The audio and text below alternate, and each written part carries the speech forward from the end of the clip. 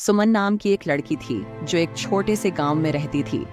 उसकी खूबसूरती की चर्चा पूरे गांव में होती थी, लेकिन वह जानती थी कि खूबसूरती से ज्यादा जरूरी है आत्मविश्वास और कड़ी मेहनत। उसकी आंखों में बड़े सपने थे, लेकिन गांव में लड़कियों को ज्यादा पढ़ने लिखने की आजादी नहीं थी।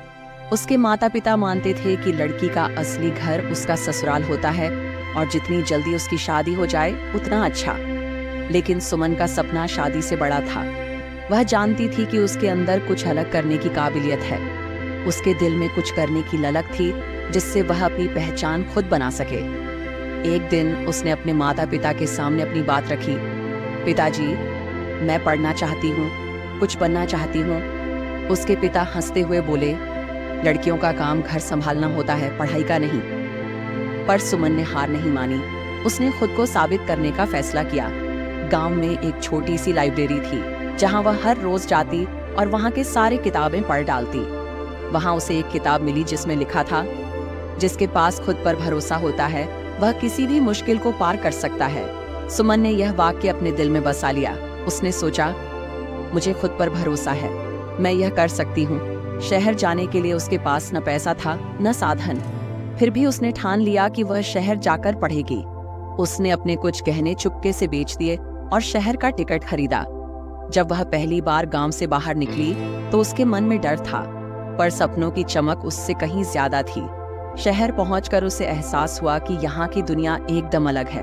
उसने एक छोटे से किराए के कमरे में रहना शुरू किया और कॉलेज में दाखिला लिया। उसकी खूबसूरती को देखते ही लोग उसकी तारीफें करने लगे, लेकिन उसे लगा कि उसकी पहचान केवल उसकी खूबसूरती तक सीमित हो गई है। वह चाहती थी कि लोग उसकी बुद्धिमानी और मेहनत की भी सराहना करें। एक दिन कॉलेज में एक प्रतियोगिता हुई जिसमें सुमन ने भाग लिया। प्रतियोगिता कठिन थी और हर कोई उसके साथियों को पसंद कर रहा था, लेकिन सुमन ने अपने अनोखे विचारों और प्रस्तुतिकरण से सबका मन जीत लिया। उस दिन से लोग उसे केवल खूबसूरत लड़की के रूप में नहीं, बल्कि एक होशियार और मेहनती लड़की के रूप में भी पहचानने लगे। लेकिन कहानी में ट्विस्ट तब आया जब एक दिन उसके घर से एक चिट्ठी आई। उसमें लिखा था कि उसके पिता बीमार हैं और उसकी तुरंत घर वापसी जरूरी है। सुमन परेशान हो गई। उसके पास न ही पैसे थे और न ही साधन। क्या वह अपने सपनों को छोड़कर घर वापस लौटेगी? क्या वह अपने पिता के इलाज के लिए कॉलेज छोड़ देगी? वह रात भर सो नहीं सकी।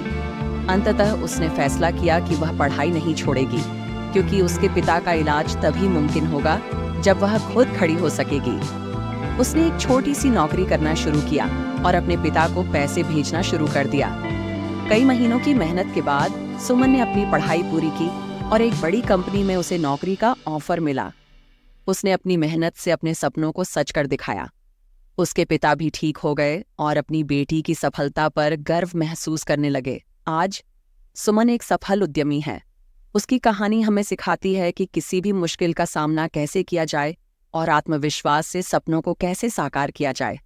उसकी जिंदगी की यह कहानी हर उस व्यक्ति के लिए प्रेरणा है जो मुश्किलों से घबराते हैं, क्योंकि सच्ची जीत उसी की होती है जो हार नहीं मानता।